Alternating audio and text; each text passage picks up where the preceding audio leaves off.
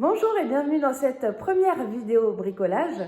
Dans cette vidéo, je vais vous montrer plusieurs améliorations que j'aimerais faire dans ma buanderie. Je vous montre ça tout de suite. Donc voilà la première amélioration que j'aimerais faire. Mon conjoint a fabriqué ce petit meuble. On met les pommes de terre en dessous, les papiers ici et les clés en haut. J'aimerais mettre un élastique ici pour pouvoir retenir les papiers qui font que de tomber. Voilà pour la première amélioration. Ensuite, j'aimerais accrocher ce miroir ici. Et cette étagère, j'aimerais la disposer à cet endroit-là pour pouvoir mettre toutes les petites choses et libérer l'espace. On se retrouve pour la mise en place de l'élastique. Donc pour ça, je vais prendre un élastique que j'ai trouvé sur une boîte de chocolat qu'on m'avait offerte. Je pense que ça devrait faire l'affaire. Donc je vais poser ça avec deux petites pointes. C'est parti. Voilà, donc j'ai récupéré tout ce qu'il me faut. J'ai pris un ciseau, un marteau et une boîte de pointe. Donc c'est parti. Je vais commencer par couper l'élastique du coup, enlever le bout de ferraille là. Ensuite je vais prendre la dimension de l'élastique qui me convient. Non, je vais d'abord mettre une pointe ici et ensuite je couperai le surplus. Donc je vais choisir une pointe moyenne je pense. La boîte va de 11 mm à 30 mm au niveau des pointes. Donc dans la boîte de vis, j'ai des vis de 11 mm, 14 mm, 20 mm, 25 mm et 30 mm. Donc je pense que je vais prendre de la 20 ou plus de la 25. Je pense que de la 25 ça devrait le faire. Donc je regarde un peu la hauteur à laquelle je dois mettre l'élastique. Je pense qu'ici ça sera pas mal. Donc c'est parti pour ma première pointe. J'ai oublié de regarder la largeur. J'ai oublié de regarder la largeur du meuble. Faudrait pas que ma pointe arrive dans le frigo. Donc effectivement elle est beaucoup trop longue. Je change. Du coup, j'ai pris une pointe de 20. C'est préférable. Maintenant, il faut que j'enlève cette pointe-là. Et c'est reparti. Je pense que je vais faire un nœud. Voilà. Donc, je remets la pointe dans le trou que j'avais déjà fait. Je regarde quand même si ça dépasse pas trop. Voilà pour la première pointe. Donc là, j'essaye de voir à peu près la longueur que je veux pour que l'élastique soit assez tendu. Là, je pense qu'on est pas mal. Donc, je refais un nœud de ce côté-là. Donc là, c'est à peu près droit. C'est parti pour la deuxième pointe. Ça, c'était mon doigt. Aïe. Oh putain. Bon, je recommence, je l'ai tordu. Oh là là, bah, j'ai tout arraché. Deuxième essai. Bon, voilà, ça tient avec la deuxième pointe. Je vais juste couper le surplus. Donc, voilà le résultat.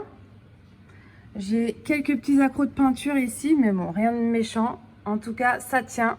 Voilà pour le premier bricolage. En ce qui concerne les pointes utilisées, donc c'est des Workman. Et voilà, j'ai différentes tailles de pointes. On se retrouve pour le positionnement du miroir.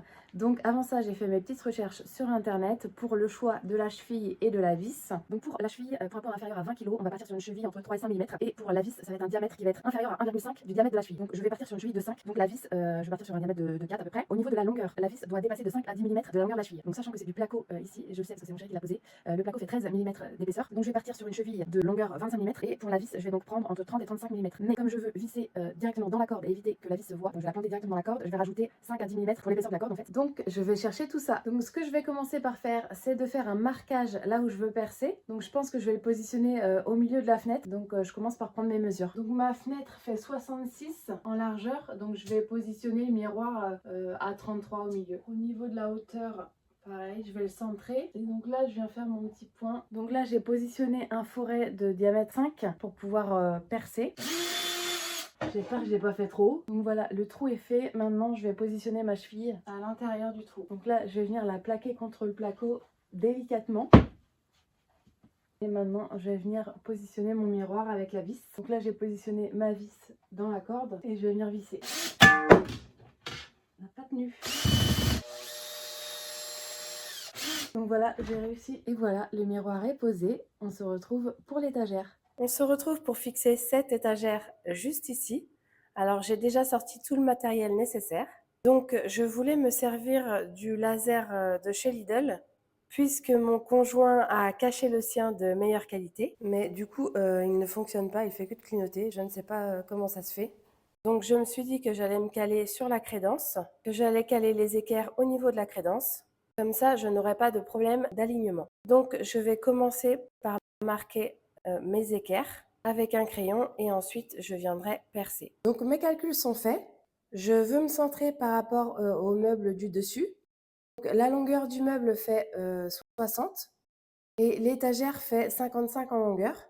Donc il va falloir que je fasse un écart de 2,50 de chaque côté. Et à ce niveau-là, je ne peux pas mettre mon équerre n'importe où, puisqu'ici, je vais devoir y placer une vis pour attacher l'équerre à l'étagère. Et donc l'écart ici est de 7 cm. Donc également l'écart qui se trouve ici. Donc il va falloir que je compte de 7 cm et que je rajoute 2,5 pour placer mon équerre. Donc là, j'ai mesuré mon écart qui est à 9,5 et donc je viens faire mon petit marquage. Et donc ici, j'ai un entraxe de 41 cm. Donc je vais pouvoir partir de ce point-là et calculer 41 cm. Donc je me sers de mon équerre. Là, je vois que je suis au centre du trou. Donc je fais mon marquage. Voilà, mes deux marquages sont faits. Maintenant, je vais venir pré-percer. Donc pour fixer l'étagère, j'ai choisi de mettre des chevilles de 6 puisque c'est pas une étagère très lourde et je ne vais pas mettre des choses lourdes dessus non plus. Et j'ai pris ce genre de vis à tête fraisée puisque je n'avais que ça. Et donc forcément, puisque j'ai pris une cheville de 6, je perce avec un forêt de 6. Donc voilà, mes deux trous sont faits. J'ai juste à positionner les chevilles dedans. Je viens légèrement taper dessus pour les enfoncer avec un marteau. Et donc je prends un petit bout de carton pour pas abîmer le mur. Donc là, j'ai plus qu'à visser les équerres. Donc j'ai changé l'embout sur ma visseuse et j'ai mis un embout vis. Alors là, j'ai un souci. J'ai ma vis qui rentre pas complètement. Donc j'ai l'impression que je suis rentrée dans un rail et que ça ne veut pas aller plus profond. Donc je vais essayer la deuxième vis, voir ce que ça donne. On se retrouve le lendemain puisque j'ai dû attendre mon conjoint pour qu'il puisse me retirer ce que j'avais fait. En fait, ça ne fonctionnait pas puisque ma vis était plus grosse que ma cheville de 6. Donc ça ne passait pas. Donc mon conjoint a tout retiré, ce qui fait que je me retrouve avec deux gros trous. Je vais donc passer avec des chevilles de 8 et donc je vais pouvoir garder ces vis-là. Là, je vais devoir y aller avec la pince coupante pour pouvoir retirer la cheville. Donc c'est bon, j'ai pu récupérer mes vis et mes équerres. Donc maintenant, je vais placer mes deux chevilles de 8 et je peux venir revisser mes équerres. Et donc maintenant, j'ai plus qu'à venir positionner la planche. Donc je fais bien attention aux trous qui sont juste ici.